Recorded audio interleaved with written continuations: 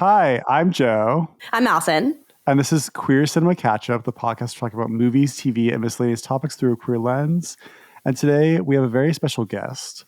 We're talking about the TV show Boots, and we have screenwriter Andrea here with us today. My name is Andrea Ciannavei. I'm a TV writer, and I worked on Boots from day one, October 21, and was the co-executive producer on the show, and really happy to be here. I know it was a memoir first written quite a long time ago, but I didn't realize that the TV series had sort of been percolating since 2021, did you say? Yeah, October 21, yeah. So I'd love to hear kind of a bit about the journey from maybe 2021 or even before then to how it became the show we just watched and loved. Yeah, sure. From what I know before my time, it was, Greg Cope White wrote the autobiography, The Pink Marine. And it was based on his, experience in boot camp in 1979 with the Marine Corps at Parris Island. And, part of the process in Hollywood is like, you have a book and then you shop around, you look for the writer who's like going to write the pilot and present like their vision of the show. And that was Andy Parker, who came in with his take on the book with Norman Lear and his company Act 3, and so then they developed the pitch for the show and they took it out, and I believe they took all over town and eventually landed with Netflix, and then from there I met with Andy in August of 2021. And started work a couple of months later in October. And, at the time it was sort of like an open-ended development process where Netflix wanted to see where we were going with the show. So we used the book as like this sort of springboard, right? Like the pilot, there's a lot of moments in the book that are in the pilot. And then we took a lot of maybe some characters, maybe some scenes, maybe some like the structure of how boot camp works and sort of like overlaid that on the season, and then started bringing, original characters and original sort of emotional dynamics between the characters. And so, we started that in October 21. And then the room was extended periodically. And then of course we went to New Orleans to shoot in 2023, I want to say January 2023, and then we were shooting for a couple of weeks. We did prep, and then we were shooting for a couple of weeks, and then the strike happened. The writer's strike happened, and then the actor's strike happened, right? So that shut us down from that shut us down from like May 1 all the way to like the end of September.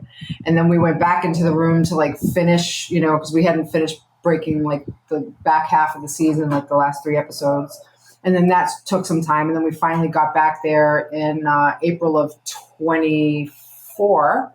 And we finished, we wrapped in September, and then they went into post. And then, post ended, I'm a little fuzzy, but post ended around like May, June-ish. And then, of course, October was the release, October 9th. Oh, yeah. Wow. Yeah. So it's been an odyssey for sure with this show, just for outside forces that were beyond our control. I mean, I say this all the time, is that this show is truly like the little engine that could, you know what I mean? Yeah. And I'm just thrilled for it. Yeah. Yeah. I was trying to piece together why the stretch of time, starting writing in 2021, not filming until 2023. And then I'm like, to not be delivered until 2025. It's a crazy stretch of time. And it's a crazy stretch of time, but that's like welcome to Hollywood. You know what I mean? Like Hacks took 5 years before it came to air.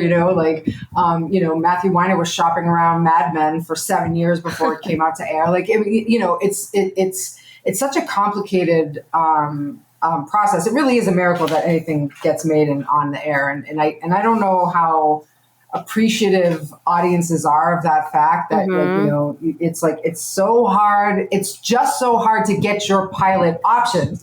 You know what I mean? So that by the time it even gets to air, like the miracles and the hoops and the challenges that everyone on that team, and I mean like 400 people, it's not 3, it's 400 people have come together with their creative genius and their work ethic to bring something to life and make it good. It's a miracle that ever happens. Are we allowed to swear on this podcast? Definitely. Okay, good. I just wanted to know if I need to put the muzzle on or what I need to do. It really, and so it's not, I think the things that were extenuating were the strikes and then the business sort of contraction that everyone talks about. And there's certain people like to blame that on the writers, but that's fake news, so it all these things that were put in the way, we overcame them. And I have to say, I believe that is because everyone from the network executives at Sony and Netflix all the way down to the PAs, they loved this show. And I believe that comes through on screen. Yes. That's awesome to hear.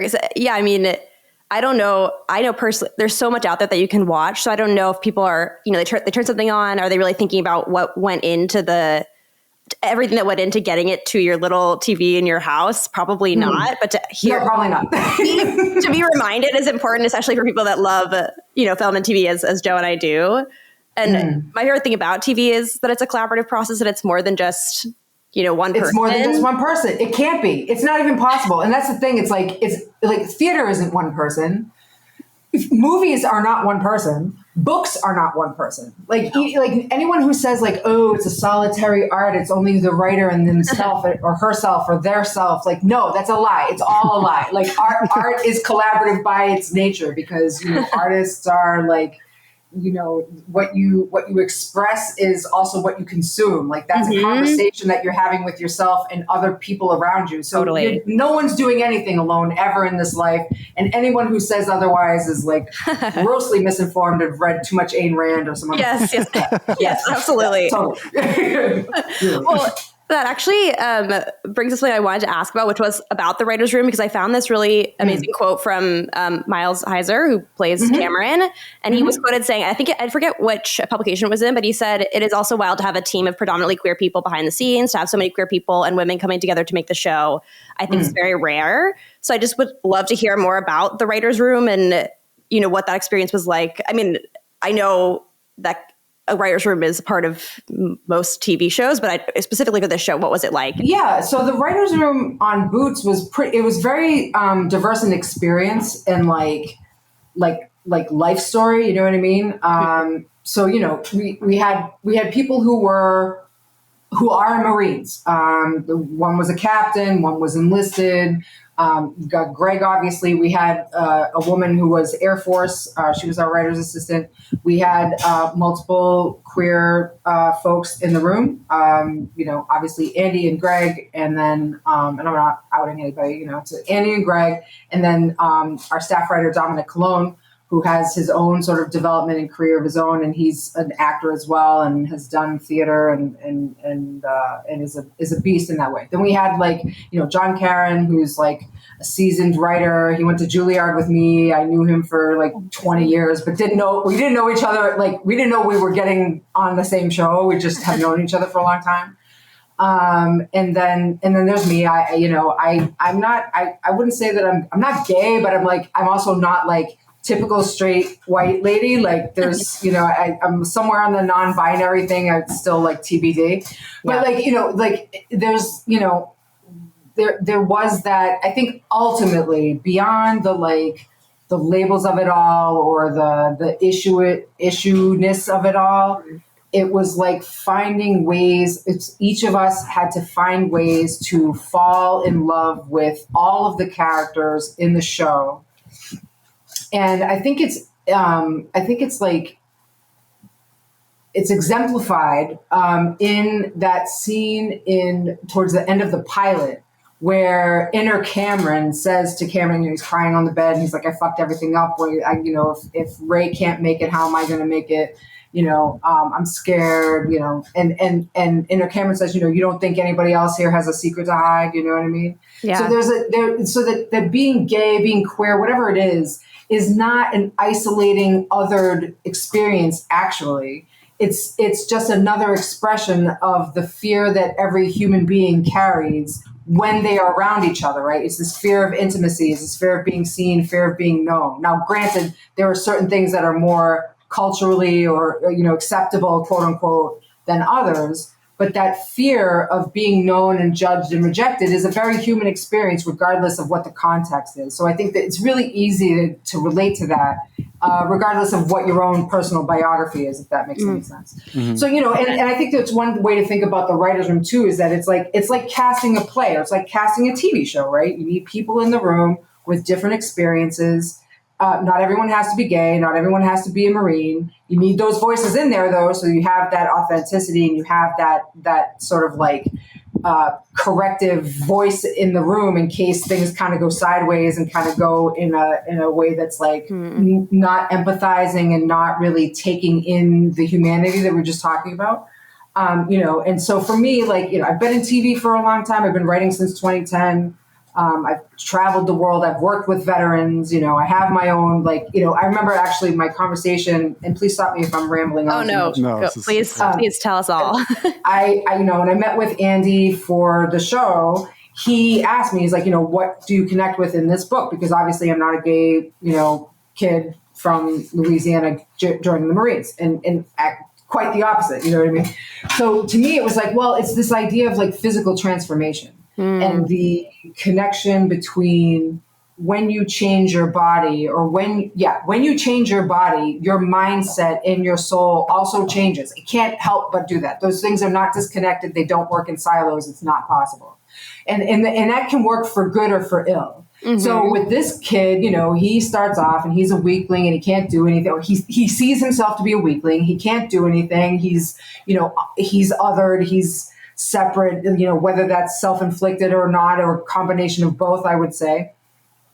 And he goes through this 13-week transformation where he becomes part of this brotherhood. It is true that he has to kind of put this other truth about himself to the side, but we'll deal with that later, because that will come back and we'll have to answer that, But for the moment, he becomes part of this family, and he's proven to himself and others that he is capable and he can hang, he can do this thing. You know what I mean? And through that, he has gained self-respect and self-confidence and strength that he didn't have before, for whatever the reasons are. So it's a double-edged sword, right? It's like, and we all do this. We all do this in friendships, we do it in relationships, and we do it in families and other group settings where we cut off a part of ourselves in order to belong. And then at some point, the bill on that will become due. And that causes conflict, right? And that's what you want. No one's going to watch a TV show where there's no fucking conflict. So you have to start off this beginning. We find Cameron at this beginning place where he needs a change because his life is intolerable as it is.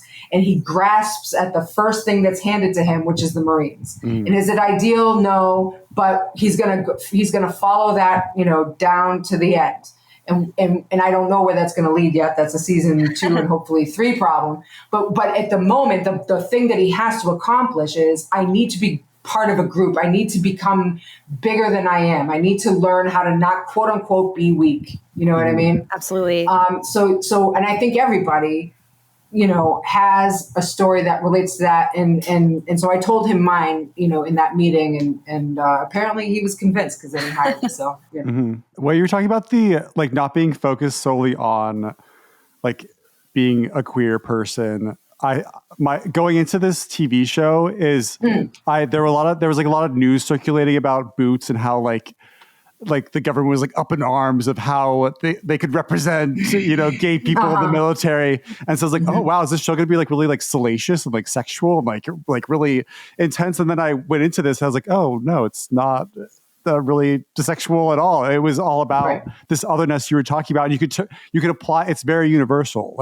And you're talking about how all of us, regardless of just being queer or gay, how we all feel othered at times. And so that was really powerful and came across. I was surprised watching this, and I was wondering why the government had such a reaction because the government the government has a problem with masculinity outside of their stupid, machismo, 1950s, fascist, I'm sorry. It's just, it's just the case, you know what I mean? 100%. So, and no one ever, of course they didn't watch it. So, but that's the thing, like they don't want anything outside of the paradigm that they've decided is American, which is white, straight, and male, and uber dominant and uber machismo. That's just the fact. So anyone who falls outside of that very narrow box is open for ridicule. Yeah. Mm-hmm. In my humble opinion. Yeah, no, absolutely. And it's represented so well. Like you see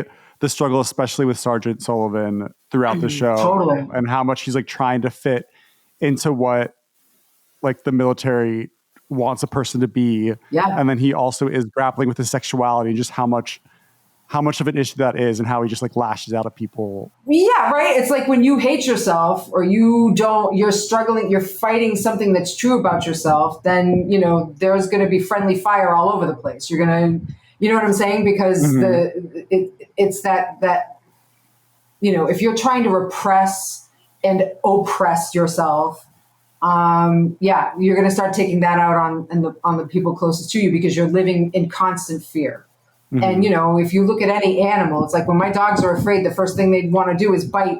Yeah. So human beings are not that dissimilar in that way, especially if they're in that like extreme, like amygdala, like lizard brain, fearful place, which Sullivan is when the heat comes down on him.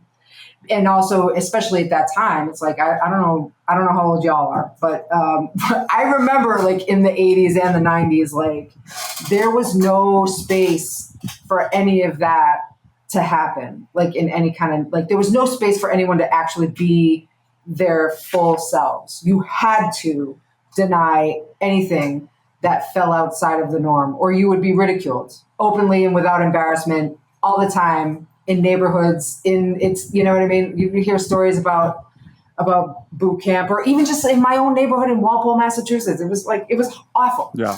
I remember like when Steve from what the hell is that soap? Dynasty or whatever. Like he kissed a guy, and it was literally front page news. Like it was like they were crazy. They were literally crazy. So someone like Sullivan is going into, he's in the Marines. He has these feelings. He's an adult man. He's in the middle of AIDS. He's in the middle of Reagan, and by that point, HW. Like, it's like, someone was eschewed from his family, found a new family in this Marine Corps. And again, it's that conflict of like, do I deny myself to be a part of this family that I love and who say they love me, but would they love me if they knew who the real me was? Let me amputate that self. Let me amputate that inner life of mine, and that's the question that Cameron is left with by the end of season 1 too. In that bathroom scene where Cameron's like, well, what about me? Yeah, that part really resonated with me because I feel at the end of the season, I felt so conflicted. Because I didn't want Cameron, when his mom shows up and is like, here's your out, you're not 18. I was like, okay, I can see what she's doing and why that's a good thing. Like I want him to be his full self. But also I've come to appreciate his journey here and the camaraderie among this group of people and how they've found one another. And so I felt really torn as a viewer, which is great TV. But then also when you think about the real people who experience this, it's really heartbreaking. And what I was going to say was that right before you joined the call, Joe and I are in our 30s. And so when I was about to watch the show, I was thinking, okay, this is probably set, like my concept of being queer in the military is don't ask, don't tell. And that don't tell. 90, and then I was thinking, to me, that's so like it's a terrible policy, but then that's the way I've been thinking about it. But when I started the show and I read afterward that it was set 3 years before Don't Ask, Don't Tell, it made me think like, wait, that means it wasn't even allowed at all. No, it meant jail if you followed the rules. If you didn't follow the rules, it meant violence. Do you know what I mean? Yeah. I mean, and that violence continues today, by the way. I don't want to, it's like you can do some reading on, sexual violence in the military against men and women. You know what I mean? Yeah. Yeah. And so it permeates across orientation. You know what I'm saying? Absolutely. But Don't Ask, Don't Tell was the compromise. Yeah, which it's just so hard to think about as someone who kind of grew up after or as that was a policy and then it was repealed when they were still young. enough to see No. it. Like my brain really had to shift. I mean, think about it. Police were still raiding clubs in 1969. I mean, that's when Stonewall happened. So it was still like a criminal act that would be busted by police as if they were gang members in 69. So it's 10 years later. So you know what I'm saying? In 1979, when that book started, and that carried on for like the next 20 years, because, you know, Reagan, as we all know, was not the bastion of like liberal fucking thinking. So it's like, you know what I'm saying? Like that it was after Carter, you have Reagan, who brought about the sort of beta Trump ethos, especially in the military. You know what I mean? Yeah. And they were trying to recuperate their image after, Vietnam. Mm-hmm. There was no room for weakness or hippies or anything, sex, love, revolution, none of that. No, absolutely not. Is there a reason that the show is set in the 90s versus the memoir being set in 79? What was the thought behind that? I think there's a number of things. So like I said, Vietnam ended in 75 and we weren't officially involved in any wars. I'm using lots of air quotes. We weren't doing any wars, right? In an official sense from 75 until we went to Kuwait. And in between that though, of course, it was like Nicaragua and there's like all these little sort of like sideline kind of like skirmishes that the government had, but they weren't there was no full on land invasion war since Vietnam. So in 79, there's nothing sort of there's no outside force sort of pressing down on the military that would take our crew, our recruits into the next level of what's after boot camp, right? But in 1990, of course, that was the announcement of we're going to Kuwait. So you have these kids that's starting off at boot camp and have this sort of naive, very insular, outlook in their world of the Marines or whatever. And then the next thing they know, the specter of Saudi Arabia and Kuwait is looming and they don't even know what that means, right? We see the images Ray and Ray and Cameron are watching it on the news and they're sort of slack-jawed about it. And in the background, all of their friends are getting drunk and fucked up and woo-hoo, you know what I mean? So there's that dichotomy or that juxtaposition of those two things. It's they are unaware of the dark cloud that's coming for them. So we needed something to kind of have that as a jumping off point, for the end of season to bring us into season 2, which again, I don't know anything about, but that's the hope. That's the spring that brings us what's going to happen next, and also because there, don't ask, don't tell is sort of on the horizon. So we kind of wanted to get closer to that. And I think the third thing is, and this is just my own speculation, Hollywood loves to 1990, yes, it is a period piece, but 1979 is even more period. And I think the production of that would be mind-blowingly complex. And so, I think there's a combination of I think the heavy influence was on story, what is coming in the horizon, because the stakes are sort of diffused if there's no war, Of course. Sorry to say, but that's that's just the reality of it. Yeah, that didn't even occur to me. But of course, the final moments of the last episode work so well because you're oh, these kids who just went on this sort of danger's coming journey. Yeah, exactly. It's okay, now it's going to be really real. And I'm not sure, can they take what they've learned and what's going to happen when they are in this? Yeah, who's going to survive a war? Who are these guys that you've come to love over the course of this season? Who's going to survive a war? Now, granted, Kuwait happened very quickly. It wasn't a huge death toll. It's not other wars that we fought. It's not Vietnam, for example.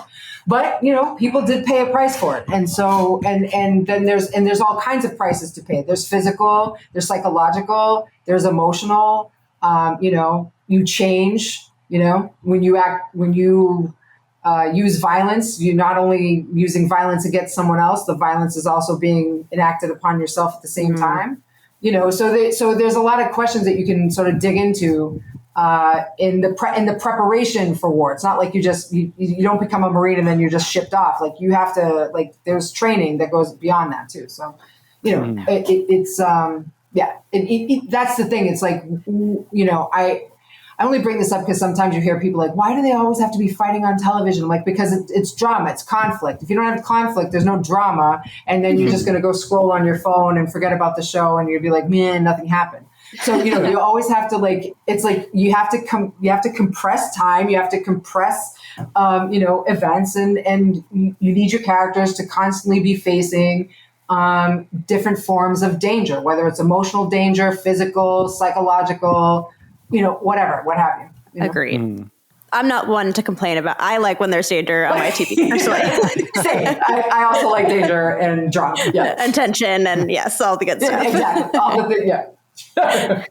I mean, if I could take it to like the structure of how these episodes were written, episode 1, it just was so highly engaging, pretty much like the montage of Cameron doing like the narration of, I'm really giving his character, and he lists out that, I forget that 90s band that's also in the Bridesmaids movie. Oh, Wilson Phillips? Yes, Wilson Phillips. Hold on. Yeah, hold on. It perfectly sets you in that time period. And then just like helps describe like all you need to know about Cameron is like this sweet, innocent young man. Very earnest. Totally. Very earnest. And then so when he's being swept up and joining this boot camp because his friend Ray is doing it, you just, it's very like alarming. And then there was that great line. One of my favorite lines from the first episode is, I forget what happens, but Ray like asks Cameron and is like, did you watch Full Metal Jacket like I told you to? And then Cameron's like, I was going to, but then there was a Golden Girls special on. I know, I'm such a rose. I'm such a rose, totally. Such a rose. Yeah.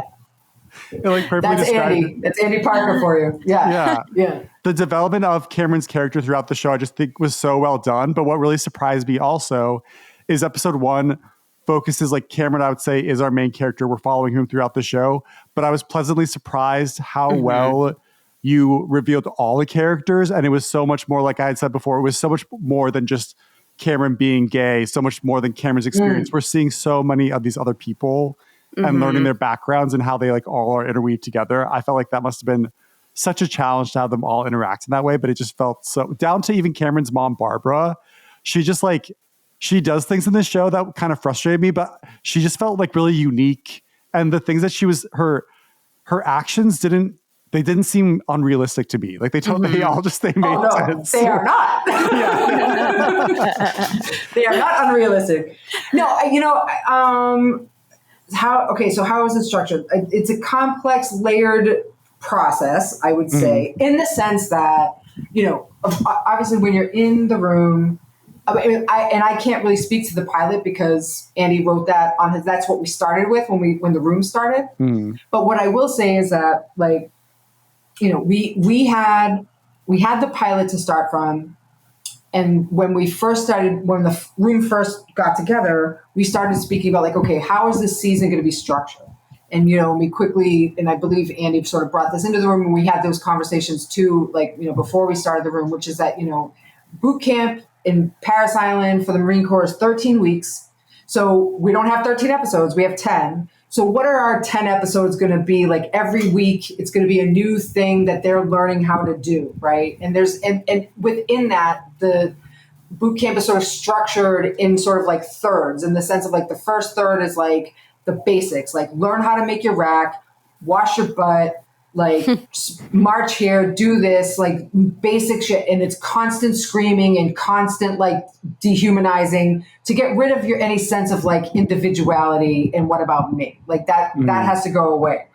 The second piece of it is, you know, you start to up the ante, right? You learn how to shoot guns. You learn how to put on makeup and like hide and run through the forest and learn combat and that kind of thing. And then by the end, you get to the big crucible where you have to like go out into the woods for, you know, 3 days or whatever it is with like minimal food, minimal sleep, and do everything that you've just been taught over the last, you know, 3 months, right? So that's the sort of structure of it all. And within that, then you start thinking about, okay, we actually really did start off with character. So, you know, I'm just sort of talking about it out of order in a sense, but we started with character. So it's like we had Cameron, we had Ray, And then we started thinking about these other characters, who would populate this world. And each of them, we would think about like, okay, well, what is their secret? What is their inner weakness that they need to change within the course of this season? And will they be successful or not successful? And it sounds paint by numbers. And it kind of is at the beginning, but you need those goalposts to get you to the end. And it helps you stay clear about who this character is and what they're working towards in this season. Because if you don't get those goalposts down, then you end up all over the place, and you can go off the rails really quickly. That's just how it is. You know what I mean? So you start off with like the general sort of like goalposts so that you have something to like get you to, right? It's like when you go on a hike and you see the like little orange ribbon tied around the tree. You're like, oh, I'm on the right path. I'm not going to get eaten by a bear. Right. So it was like that. And then we started like digging into the characters themselves, and like, and we would have like ideas about like, like Slovacek. He was a vastly different character when we started off with him. Really? He was much more, oh yeah, he was going to be like, and I even pitched this and it ended up like not really working. But at first I was like, he should be a white supremacist. He should be, we'd like start with these big ideas that were like kind of flattening in a way. And when I realized like, oh, like that's not really going to work because, or other people would, Andy would come back in the room like, this isn't going to work because it's derailing the story. And it's like, that's not what the tone of the show is. Like it was a constant like negotiation of like, what is the tone of this show?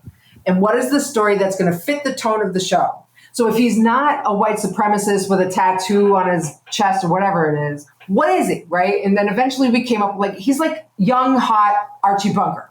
You know what I mean? Like that's what he is. He's from Staten Island. He's got the affectation. You know what I mean? And like it's like I can totally write the shit out of that. Like I know that guy.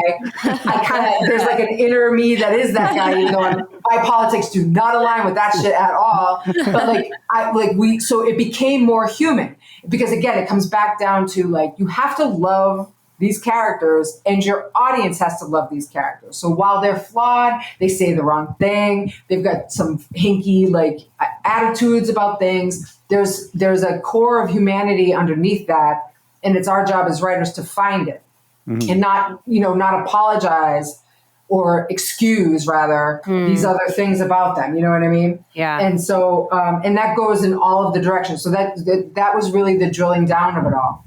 And it took time to like kind of, because the book is so heavily centered around one character, it took time for us to sort of like branch out and create an ensemble that would surround Cameron. So Cameron's our, fish out of water. He is the person that leads us in and sort of like sets the table for us. Like we're experiencing boot camp through his eyes. Like the guy who has no fucking idea like what he's just gotten himself into, and you have to poop in a toilet in front of everybody else. You have to poop in a toilet. Like, you have no doors. Yeah, you have to watch guys jerking off in the middle of the night. You're like, no privacy. No privacy. You're not a human. No, you don't even call yourself by your name. You're like, this recruit is this, that recruit is that.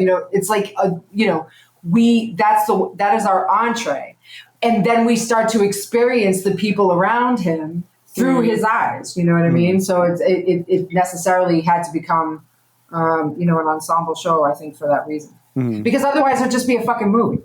Yeah. Like if it was just Cameron, it's like, 2 hours. He gets out, he makes it. You know what I mean? Maybe you get a sequel or something. You know what I mean? But if you have, TV has such a broad canvas that you have to have other characters in it and follow their storylines. You know what I mean? Like that's a lot of time to fill ultimately, Yeah. With Santos's character, when he was introduced, every line of dialogue that he had in that first scene, I was like, I don't like you. And then he every following line, I was like, I'm liking you less and less every time you talk.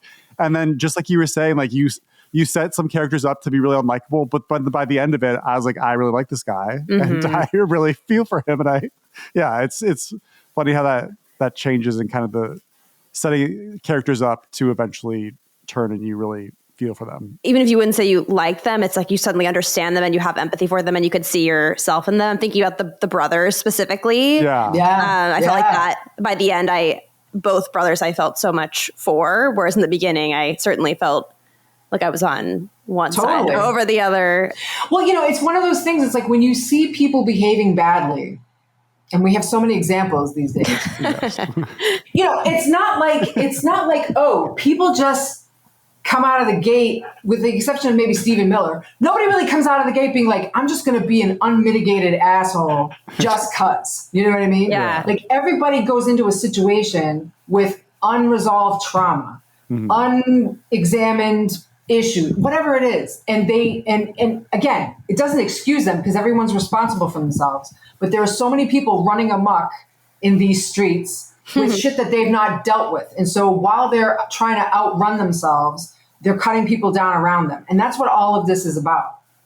And I think, so to me, it's like these characters in this TV show it's the same. It's like, Cody was a victim of the same abuse that his brother, that John was, Yeah. but he had a certain privilege in that dynamic and was made an accomplice in the dynamic and then carried it out, you know what I mean? Until he couldn't outrun it anymore. And it ends up literally putting him on his ass. Yeah. And that's hard work. It's hard to especially if you're just like in your life, you go and like someone's being a jerk to you or they're doing something terrible and you're like, why would you do this to me? And it's like, well, remove yourself from the situation. They do it to everyone. You're not like, we all want to think we're special and we're not. I have to learn that every day.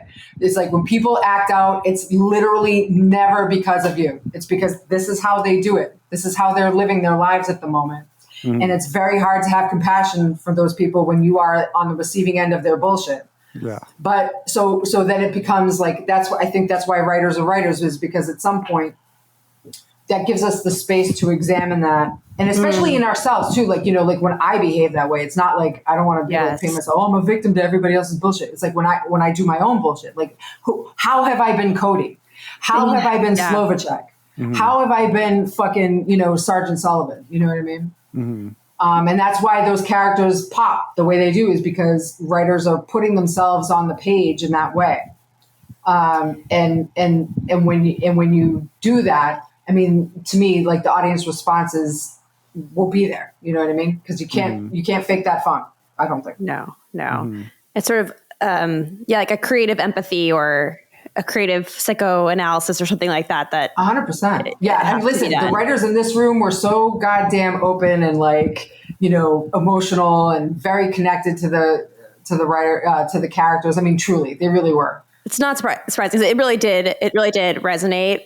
And yeah, like Joe and I both said, there were different characters who initially they came on the screen and we had an aversion to them, but by the end, we were just so woven into the unit. And I think that's why it's so effective. But I did have a question that's kind of related because each character is such a specific individual story, but at the same time, all the themes do kind of, they're all speaking to the same themes of like, you're an individual, you're trying to become part of a group and you're transforming. Like there's all these sort of elements that are the same. So I'm curious, how do you tackle that when you're creating these very individual stories, but they all have to kind of point back to the same ideas? Sure. Yeah. So, and you'll see that in a lot of TV shows, which is like if you, as a room, like when you first start, especially first season, it's like the first couple of weeks, you're talking about sort of like the blue sky, 30,000 foot view. You'll hear that term a lot. It makes you insane. But you start thinking like, okay, what are the themes of this show, right? Transformation, fear, secrets, just sort of broad one word, those word clouds that you see sometimes. It's like that, you know what I'm saying? So it's like, okay, what is Slovacek afraid of? How does he face his demons? Where does he come out on the other side? You know what I mean? So when you think of it in those terms, you're able to, circle every story around the same theme without repeating the stories, right? The details of everybody's backstory or their life, whatever, is different, right? And so that, and there were things about like, Fajardo and, my brain is killing me right now. The staff sergeant, McKinnon, where yes. they also have their own secrets or their own fears about not being brave enough. Can they pass muster? Like, it expresses itself in different ways, but at the foundation of it, it is a similar story. And you have to find ways how are these stories bouncing off each other and having a conversation with each other so that you're not having 8 different storylines that are running parallel. If they're not speaking to each other, then you have this very diffuse show that you don't know where the hell anything is going and nothing makes sense. And it's not, you'll feel it. It'll be like you'll switch the channel. I mean, basically. Yes. There was one other thing that I forgot to mention, to go back to your question real quick. You had said how the top of the pilot, how did you guys get to this and the weaving of Cameron's story before he gets to boot camp. And one of the things I just wanted to say, and cut it out if it's not useful, was after all the writing is done and all the shooting is done and whatever, the next part of it is the editing of it all. And editing is actually writing, is the final pass on writing. You know what I mean? It really is editing is a writer's medium. And I think editors are writers with computers, basically. And so, because that's where, and I think that's where, Andy and Jennifer found the pace of the show, found what the show actually is underneath all of it. You know what I mean? And it impacted how we sort of started writing the back half of the season, quite profoundly, actually.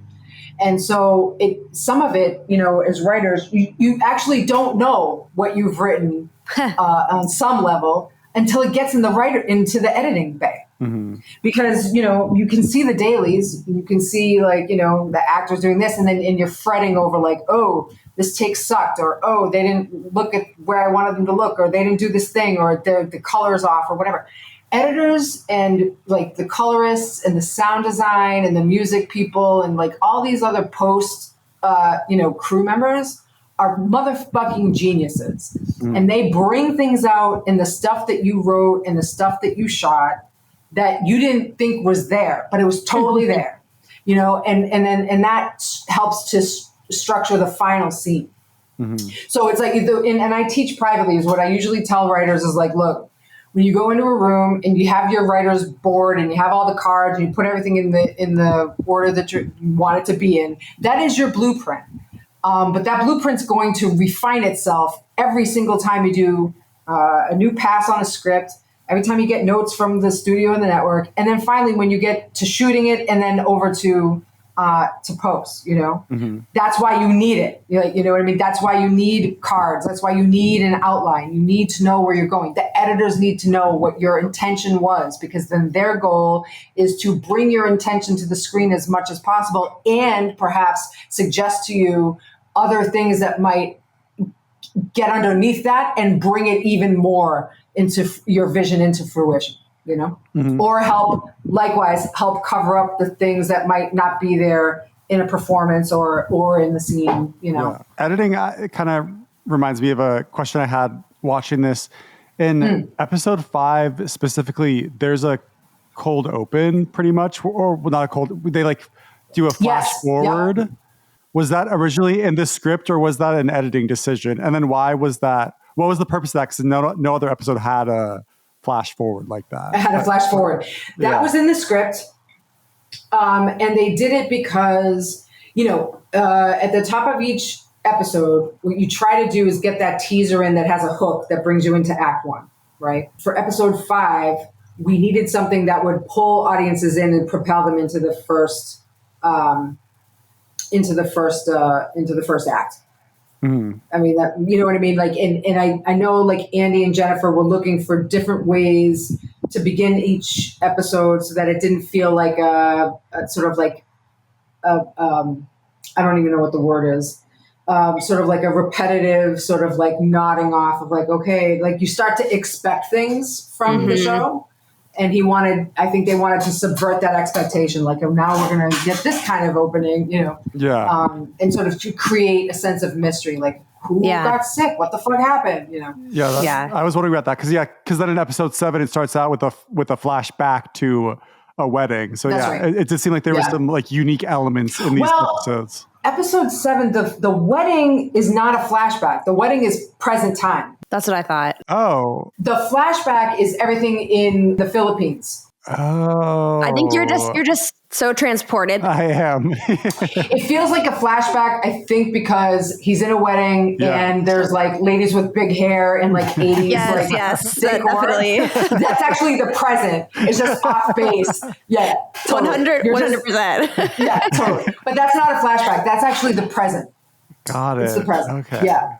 Because what happens is, like, if you follow the whole Sullivan Wilkinson timeline, in episode 3, he gets the letter from Wilkinson basically saying, watch your 6. So he knows something is coming. And then he finds out I can't remember which episode, he finds out that Wilkinson got arrested. But then in 7, he finds out that his best friend, whose wedding he just attended, his best friend is the one who ratted Wilkinson out, because of what Sergeant Sullivan said to him. So then he realizes in 7 that he is responsible for his lover being thrown into jail. Okay. And then that haunting, Wilkinson haunting him is brought out of guilt and shame for what he said and how he left that relationship, ghosted him, that kind of thing. Yeah.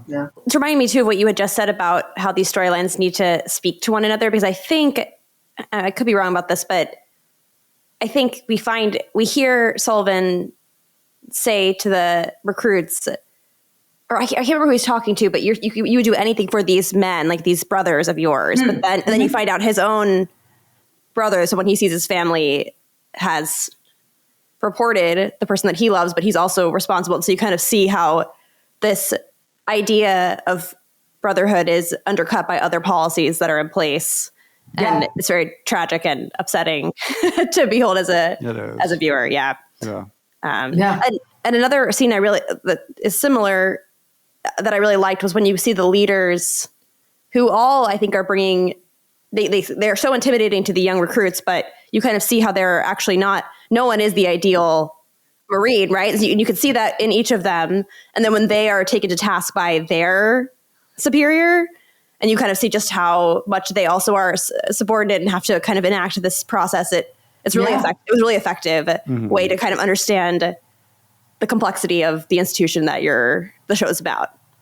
Yeah, I mean, look, every human being, right, is hypocritical. We're all hypocrites, and our institutions that are made of human beings are also hypocritical. Yes. And so this idea that we're going to have purity anywhere, or that's a fallacy. And I would also say too, it's like especially with Sullivan, it's like he betrays himself every step of the way. You know what I mean? So it is inevitable that he will betray others. You know what I mean? If you're not loyal to yourself, you are loyal to no one. You know what I mean? When push comes to shove, that doesn't mean you're a bad person. By the way, I just want to say that, like, it's not a judgment. It just is. You know what I mean? And by that virtue, it's like, to me, like, an institution like the military will betray its own, and does, but it's like that. The two things can be true at the same time. That's why it's, infuriating. Yeah. Speaking of two things being true at the same time, I'm watching this show. I've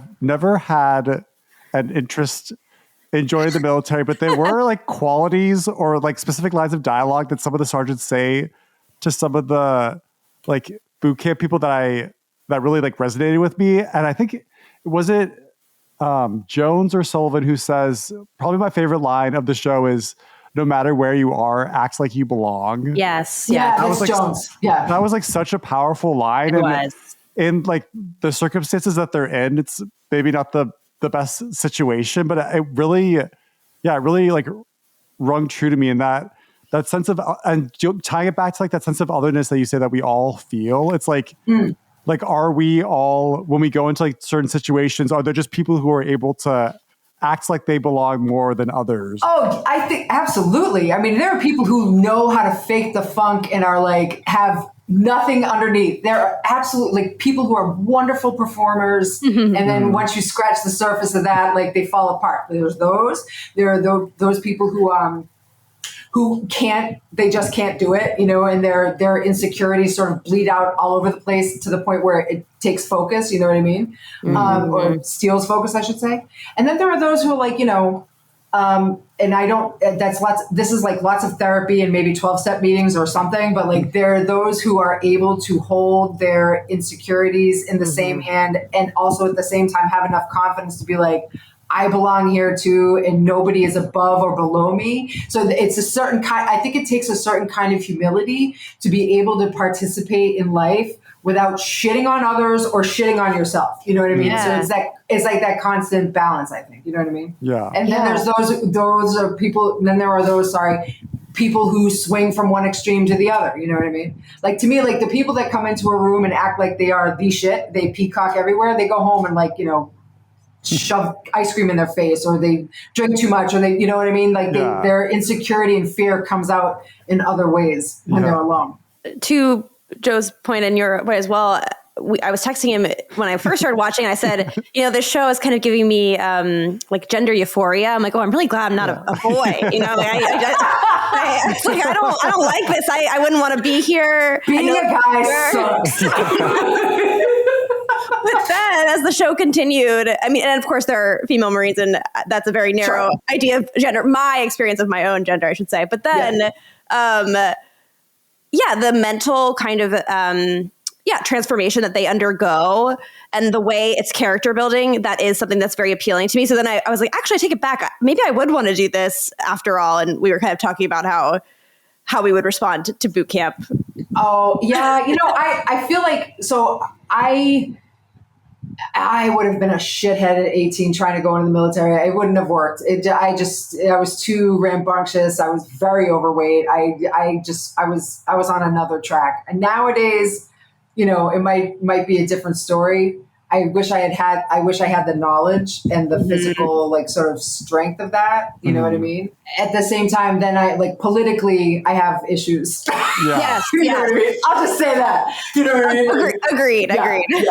Yeah. Allison and I definitely, we'll also have issues with it. But that's why, though, it's like it's like a conflict, because like some of the discipline of it is really appealing, and the idea that like totally. Someone's just like telling me to like go work out, I'm like, great, I can just shut my brain off and do this. And like the idea of it is like good, but I know if I'd joined the military, I would have crumbled. It would have been definitely wouldn't have lasted. I think that's kind of the point, though. I think everybody does crumble. Like that is the intention. Yeah. And then they stack you back up into what they need you to be to then go and fight a war. You know what I'm saying? It's like you have to throw your body into the fray, and that, This show handles wonderfully with some dialogue too. I think, is it Santos talking to Ochoa commenting that he saw him crying at one point? Oh, and then yeah. he said, what's the line? Like, boys cry about what should be. Yes. And men cry about what is. And I just thought it was like so powerful that he wasn't shaming him for crying. It's just like the circumstances of why like everyone breaks in boot camp. Everyone cries at some point.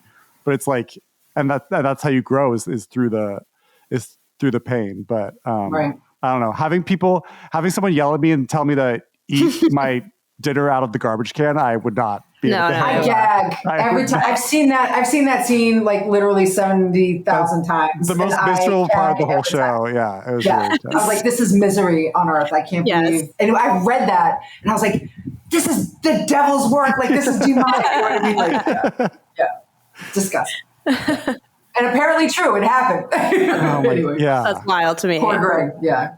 Yeah. Have I been rambling too much? I hope you not. are literally like, you're speaking to the themes of our show so well that I literally was like, oh, we could just kind of this is fantastic. It's been amazing. Yeah. I guess I would just want to say, like, is there anything that you didn't get to talk about that you would have wanted to talk about? I think I would want to give a shout out to the writers' room if I could. Like, Please. There was Andy Parker and Jennifer Cecil, who are our intrepid showrunners. There's Greg Cope-White, obviously, who wrote the book and was an integral part of the room. There's John Caron, who was a co-EP. There was me, obviously. There was Megan Farrell Burke, who is a captain in the Marine Corps. She's no longer in the Marine Corps active, but she is a Marine. She's a badass. She is such a great writer and is going places. There's Nick Jones Jr., who was also a Marine. is also a Marine, and he also just finished up on Tulsa King, which I'm working on right now for season 4. And then there was Dominic Colon, who is, as I mentioned before, an amazing voice in the room. And then there was Melissa Ritz, who is a writer in her own right and also our writer's assistant. And I believe I'm not forgetting anybody. I think that's everybody. And then, of course, there was, Norman Lear, who was my hero. I watched I watched all of his shows as a kid. I grew up on him. So it was really, it was an honor to be on a show that he was, involved with, and ultimately his last show that he did before he passed away. And I just, I feel very lucky to have gotten right in there under the wire. Yeah. And, it's just one of those things. It's like, to me, I think I feel like writers, try to find like what a show is. Sometimes it doesn't work. Other times it does. I feel like in this case it did, but it's an ongoing kind of laborious sort of like chipping away in the minds kind of work. And then after that, once that's done or done enough, then, other artists come in, and that's not just the actors, which of course that's a huge part of it, but it's the directors, it's the cinematographers, it's the lighting guys and gals, it's the people in all of the crews. I mean, you really kind of amass literally 350 to 400 people who all bring their passion and their artistry in their field to this world, to make it shine brighter and speak louder. And it's just, and it means something to them too. You could see it in the way that they brought themselves to the work. It's just, it's fucking great. I'm very lucky to be able to do this for a living. Yeah. I'm going to remember all of the 400 people. Next time I pick a show, I'm not going to just be like, oh, there's so many shows, I'm just picking a show. I'm going to think about everyone that worked on it to get it into my TV. Yeah. It's Herculean and Sisyphusian at the same time. You know what I mean? Yeah. Absolutely. Yeah. Like you said, it's surprising to have so many people involved in a show and for anything to get done in the first place, but then to come out to produce something that comes out like this and to be enjoyed by so many people. It's astounding, and we both really enjoyed it. And we really enjoyed it. We're hoping for season 2. So you and me both. I hope so. I have no inside tea on that, but I hope so. And I thank you so much for watching the show and for loving the show and for asking me to be here. This is awesome. We're so thrilled you're able to join. Thank you so much for coming on. Yeah. You bet. This has been Queer Cinema Catch-Up, the podcast where we talk about movies, TV shows, and miscellaneous topics through a queer lens. Today, we are so lucky to be joined by Andrea Ciannavei, the writer and executive producer for Boots on Netflix, which we highly recommend everyone go check out. It's a great ride, and we are very much rooting for season 2. Yes. And please subscribe. And check out our other episodes. Send us emails at queercinemacatchup@gmail.com, et cetera, et cetera. Bye. Bye.